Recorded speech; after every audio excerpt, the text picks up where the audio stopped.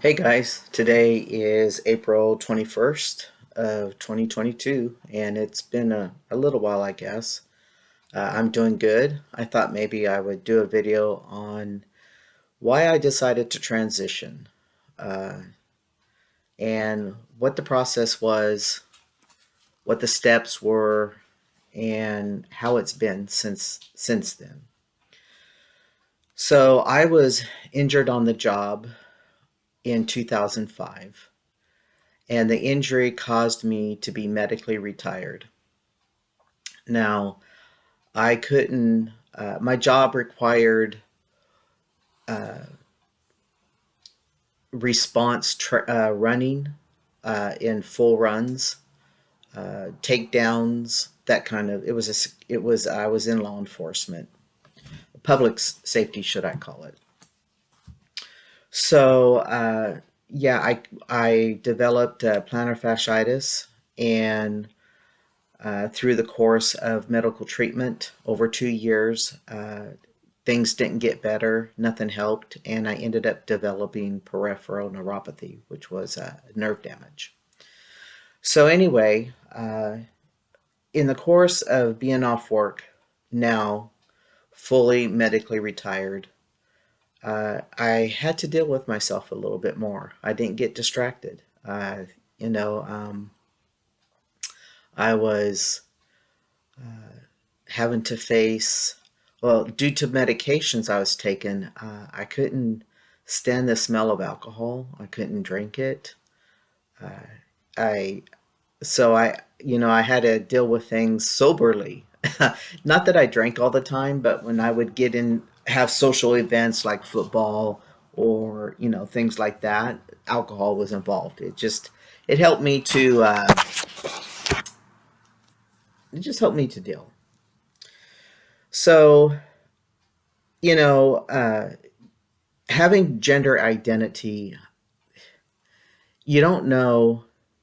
I didn't know with when I at the time I was born and growing up, it wasn't known as gender identity. It wasn't. There was not a word for anything. It wasn't even talked about. Actually, uh, it was in college that I took human sexuality that I learned of the first transsexual FTM as we know it here in California. And I watched the documentary and I just envied that person, but I saw the pain and the suffering that person went through. The outcast, losing his love to teach. He lost his job over it, ended up in construction, ended up lonely. Very happy that he made the decision to be himself, but also very lonely. And so at that time, you had to live as you identified as, without hormones, without any medical uh, procedures, medical help, period. The only thing you had to do was go through counseling. And they made you live for a year without hormones. And then, if you were successful, and then if you still wanted to do it, then they would okay surgeries. Well, there wasn't um, a lot of, you had to go out of country.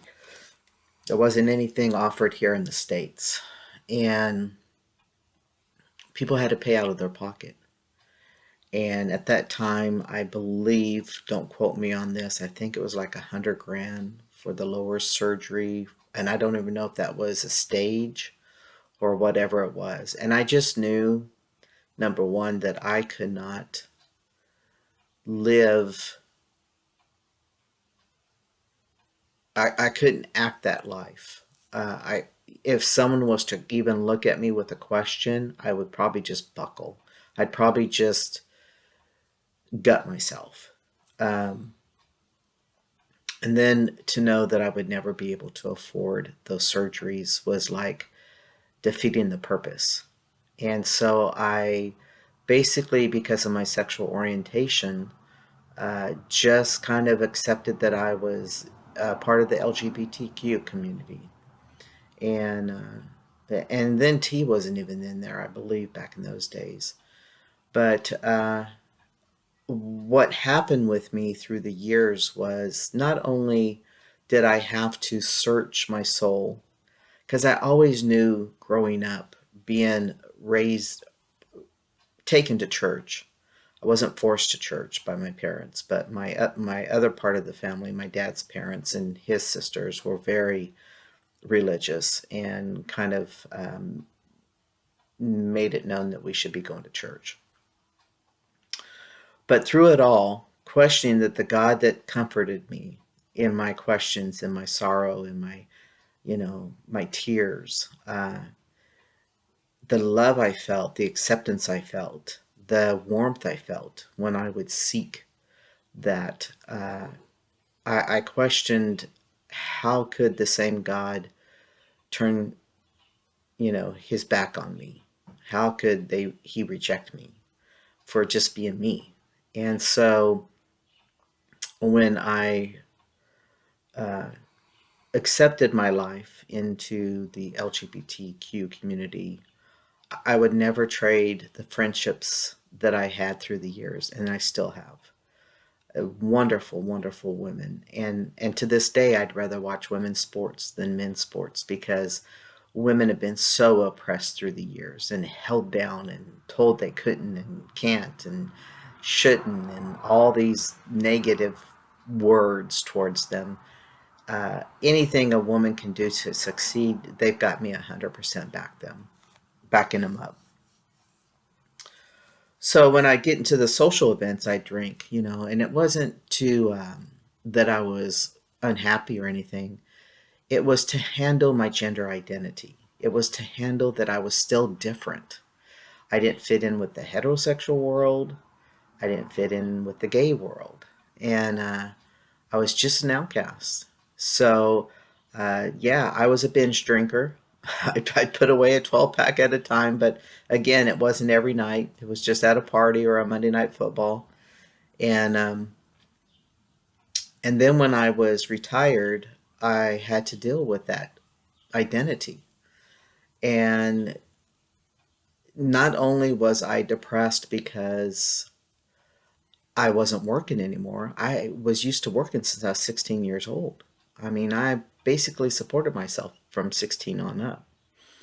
And I just didn't know what to do with myself. I had to deal with looking at myself in the mirror every day, and before when I look at myself in the mirror, I could just look, get my hair combed, brush my teeth, get done what I need to. I never wore makeup, so get done what I couldn't say never, but in my older years, I didn't wear makeup, and get going out the door to work, and but now I had to just look at myself and I'd stare at myself, wanting to see the person on the outside that I know who I am on the inside. And a friend came to me and said, they were worried about me, concerned about me because they saw me withdrawing. And so I went to counseling and we started talking, brought out the mirror thing and how, I didn't fit in and that kind of thing. And in the first session, she goes, I have the diagnosis for you. And then she started asking me questions. Did you ever feel like you were male? Da da da da. And I said, well, yeah. I said, I didn't feel like I was male. I know I'm male. It it questions when I look, in the mirror when I see myself in a picture.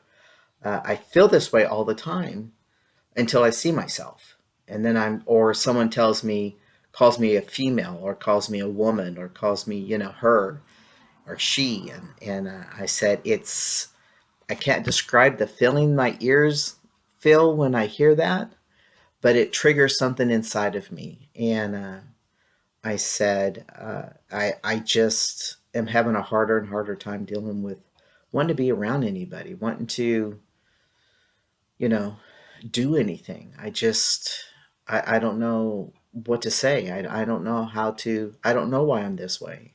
And then she says, well, we call it here, you have gender identity, which means that your male inside, your biological body does not fit the person on the inside. does not match. And so we went through the steps. And I had searched a little bit when I came home, and I found Chaz Bono's book, and he was just coming out and dealing with being transgender at the time. And so I read his book, and I went to Tony, my partner, and said, "Hey, this is this is so me. I mean, I didn't go down the route of drugs and alcohol to hide myself, and probably because of my instead what I turned to was my relationship with the higher divine, with God. I turned to him for everything, and I didn't get the answers when I turned, but always felt comforted. I always felt like a release, and always felt I was okay. I never ever felt like I was going to hell, as they tell you, because you're homosexual. I don't believe that. To this day, I don't believe it. Uh, I never felt, and the word is convicted, of anything that my life stood for. I just didn't. And that's why I searched beyond religion and started siding with spirituality and started understanding the Indians, how they would have a spirit of water and a spirit of fire and a spirit of wind, those kind of things. And then I started going beyond the perimeter in which I was born in, and breaking those boundaries and understanding that this world is a lot bigger than what we're taught. And so I went to Tony and talked to her about the book and talked to her about what Danielle said. And she told me that she saw it. She could see that. She said, "I always knew you were different. You weren't typical." She goes, "So what are you going to do about it?" And I said, "Well," she said, "I can medically transition, and that means start hormones and start changing into male. And then the surgeries are, you don't have to have them. They're optional, but it depends on what you want in your course." And I said, for now, I said, definitely the top surgery was that's what I will need in order to be able to handle the transition. And she said, "Well, then go for it." I said, "Are you sure? Are you sure you can, handle seeing someone different and all that?" She goes, "I'll still see the same person. You'll just look different." She goes, "But I'll be fine with it. I love you no matter what." And so I made that choice, and she did the official 3 months that I had to have before I could start testosterone. And but she considered me mentally transitioning prior, and then Tony and I got our means together. I had just finished putting Tony through school, and she had just graduated and landed her first teaching job, official teaching job. And we found a way to come up with the money for top surgery. So the events happened that on my 50th birthday, I got my first shot of testosterone. And then 5 months, 6 months later, I believe it was, yeah, I had top surgery. And then I was able to go in. I felt comfortable enough to go in for name change. I didn't do it before the top surgery because, again, I didn't feel comfortable. I didn't bind. I tried. It didn't work for me. I bought the compression things, and I it was an emotional thing for me too. I just couldn't. I couldn't do this. I couldn't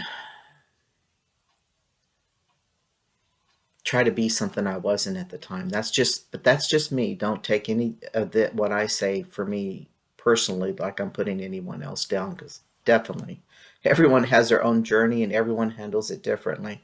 As long as you are authentically handling things the way you feel comfortable and it is for you, do it however you need to do it. So, yeah, I had my surgery with Dr. Michael Brownstein before he retired. I think I was like one of his last top surgeries, and in San Francisco. And And then we went from there. Things started changing. Tony was always encouraging. She always loved the changes. She loves the hair all over me. I just look at her and think, gosh, I was really blessed with a partner who has fallen for me 100%. And, you know, uh, having had serious relationships in the past and feeling used in many of them. Not that the love wasn't real, uh, but I was never ended up being good enough or the right material to have the relationship really materialize into a permanent relationship. So yeah, so that's how I decided to transition. My friend made me realize I was dealing with myself more and more, and just couldn't deal with it. I just had a hard time. I was depressed for several reasons at the time. I lost my job that I loved. Uh, I was making very good money. I felt like I always deserved to make good money. I was raised in a family who was not pro education. I am the first out of 10 grandchildren that graduated high school, and there was only two after me that graduated high school. So 3 out of 10 graduated high school. I don't know how many got their GEDs or whatever, but we all three of us finished school out of 10. And I have taken college courses, but I always through my life have been busy raising families. The first 11 years of my life, I was in a 5 year relationship with a heterosexual woman with two children, and the second 6 years of my life with a heterosexual woman with three children. So I, right out of high school, was working full time, and actually since I was 16, but this is on my own full time and supporting children and families. And so I really never had a time. I knew what I was. My first relationship identified the male in me, but we didn't know what the name was or what it was, and we didn't understand it. But I went by Jonathan David at the time with her, and wrote poems and always signed them Jonathan David.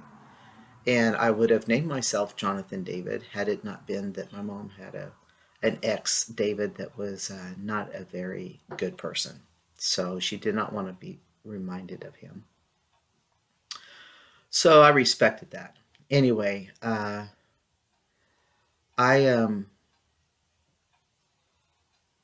I forgot where I was going with that. Oh, yeah. So my first 11 years, I literally kind of lived myself in those relationships, but I still got caught in that being female, having to uh, in my first 5 years, I had to dress in dresses once in a while to throw people off because I didn't want us labeled as a lesbian couple because of her children and because she was not a lesbian.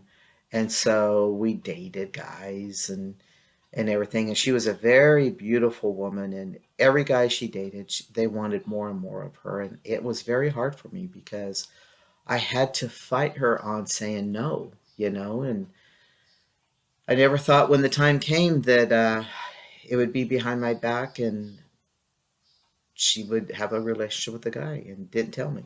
I know, but that's for another. I don't even know if I'd ever do a video on that. But anyway, those are kind of the things I went through in the gay world and living as uh, male inside and not on the outside, and not being gay.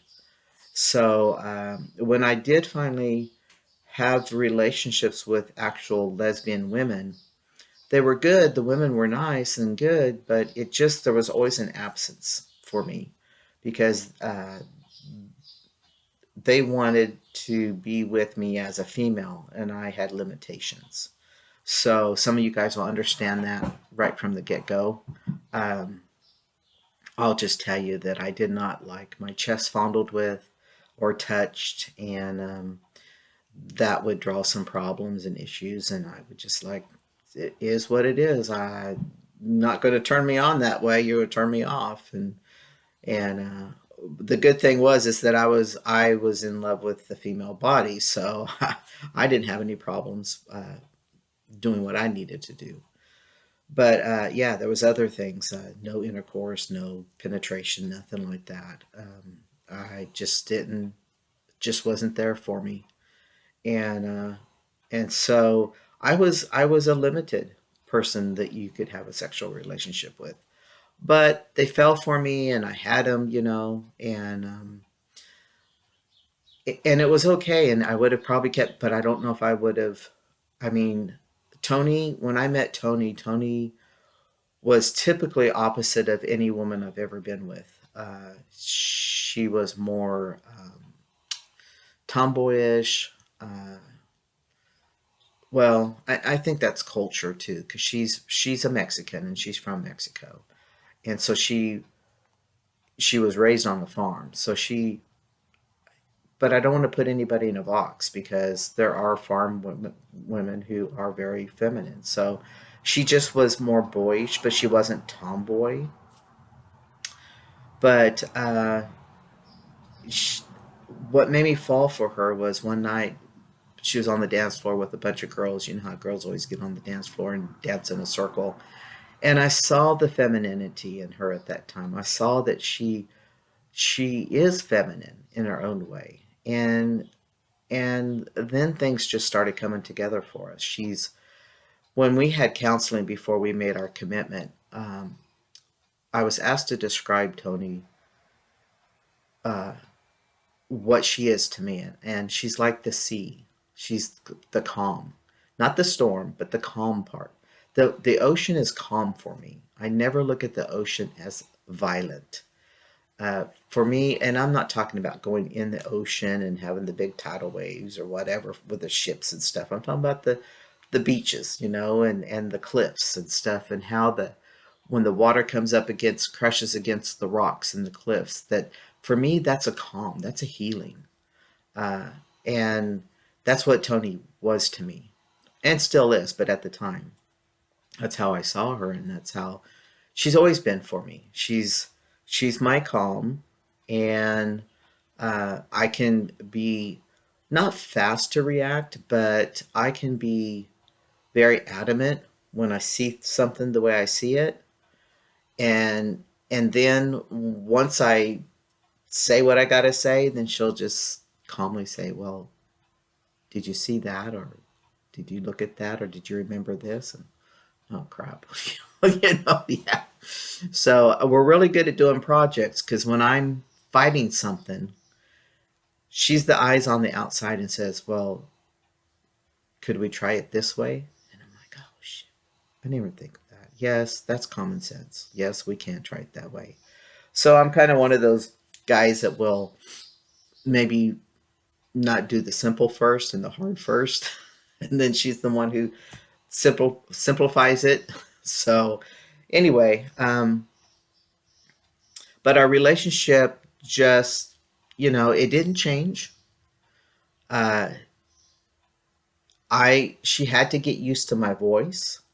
She had to get used to me, the projection and the depth of my voice, and so she felt in the beginning that I was yelling, and I had to really pay attention to how much I projected my voice and how I projected my voice to other people. Um, but she was very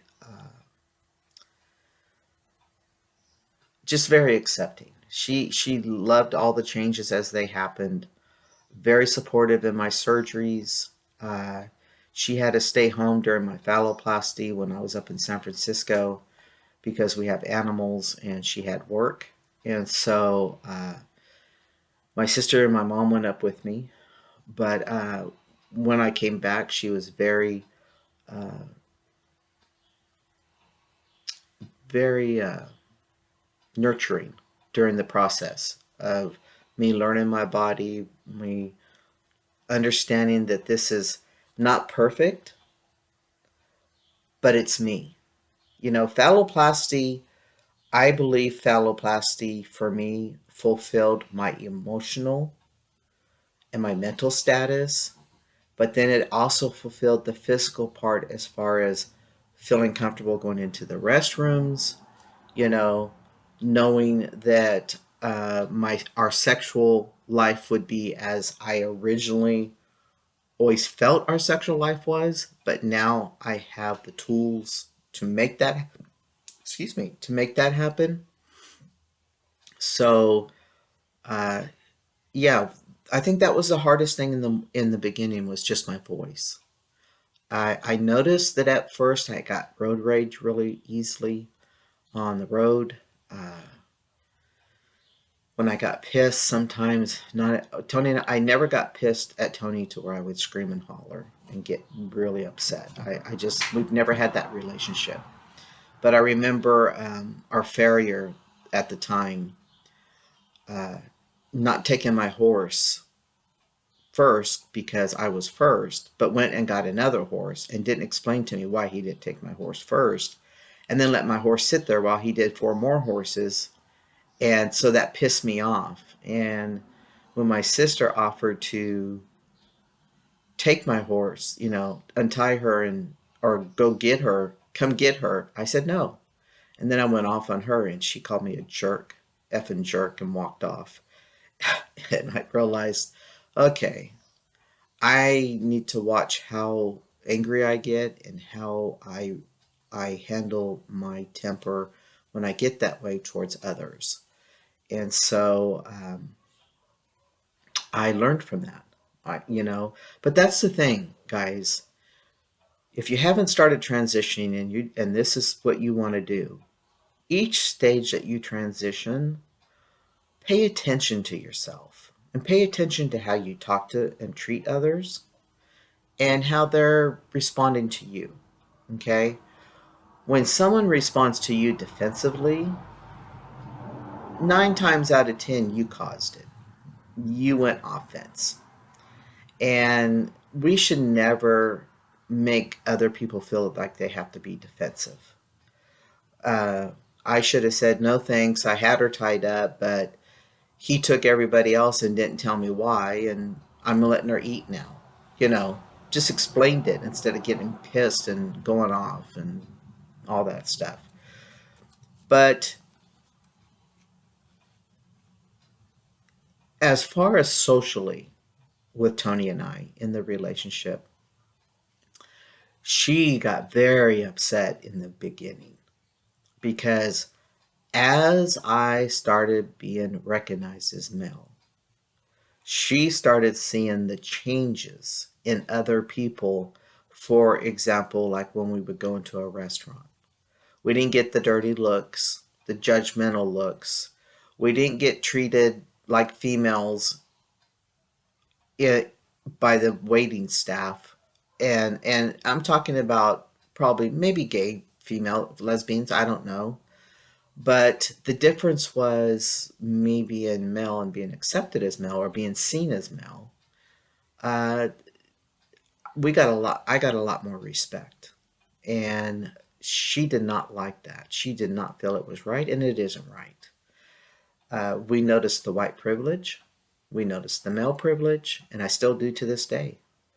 I don't know how I'd be treated if I was a different color, but I do know that there is a difference being a white male. Okay, how can I say that because I'm not a different color? The When I'm with other white men, I feel that arrogancy. I feel that uh, higher, like they're higher than anybody else. That's just, and I don't know if I'm explaining this right. Maybe some of you do understand what I'm trying to say, but it turns me off. It honestly shows me what kind of people I want to hang around with and what people I don't. And I'll use this as an example. Our neighbor that we share the well with, he's in that good old boy mentality. Now, haven't had a conversation with him about how he feels about the LGBTQ community or blacks or Mexicans. I don't know. But I do know the good old boy mentality because I was raised in that mentality.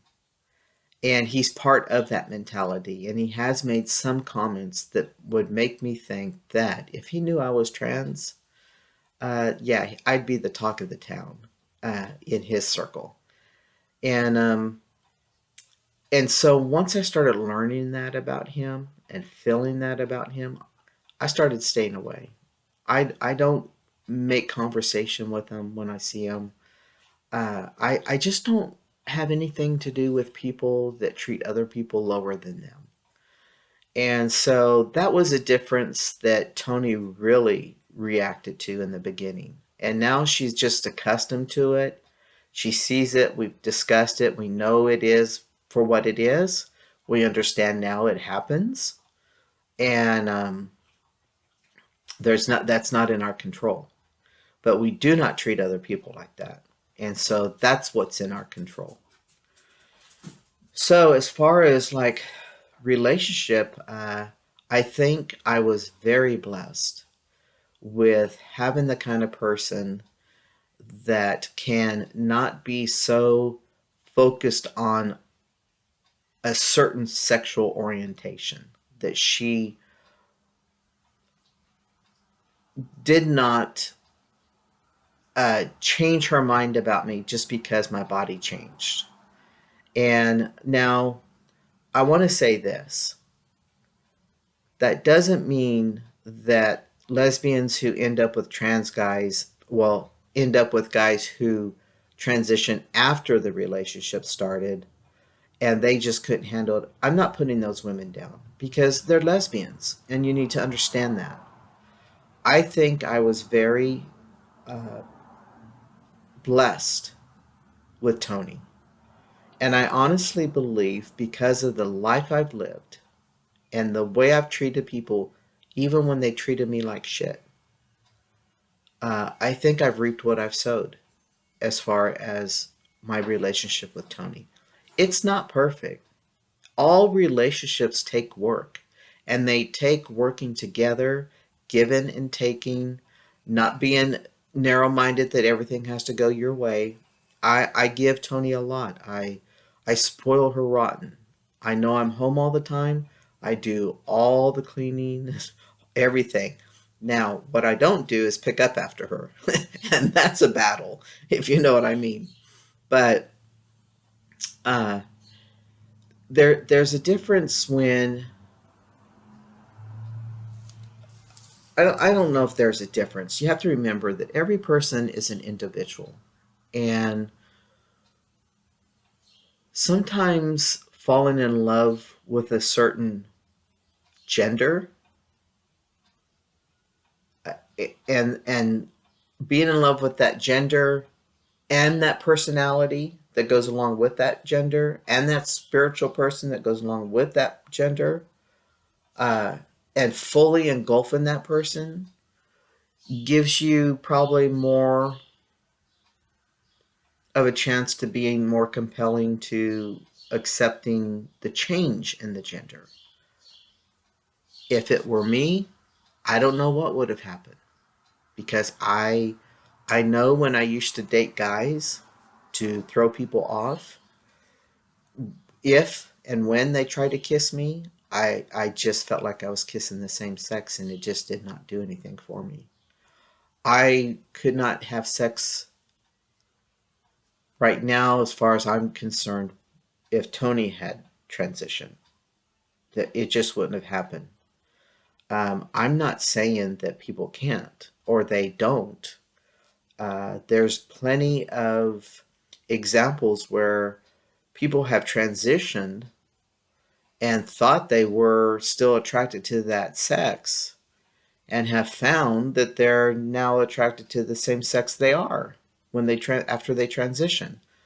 So for me, I I believe in science, and science says there's a hormone that is a homosexual hormone, and that homosexuality comes from a hormone that's passed down through the mother genes on the mom side. And so some people, the way I see it, they go through this just like teenagers do, a puberty stage. And they're focused and used to being attracted to a certain gender. And then after time, and they develop themselves, and some people realize they're bi or they're pan, or I don't know all the labels for sexual orientation. But then they realize maybe they like the same sex, and that could be just because they have that hormone. I don't know. That's just some of my thinking that I do when I don't understand something. When I don't understand something, I don't put somebody down. I try to find out why that is, because I can't see people just trying to be something different just to be different. You know, it's like the people that ooh, this is a long video, isn't it? But I'm going to stop here. And hope you enjoyed this video. As far as maybe if you want me to go on about this, make a comment. Maybe I'll do another video and follow this up on my thought processes. But that's why I decided to transition in the first place. Take it one day at a time. Always make your journey as simple as possible. And we'll talk to you later. Bye.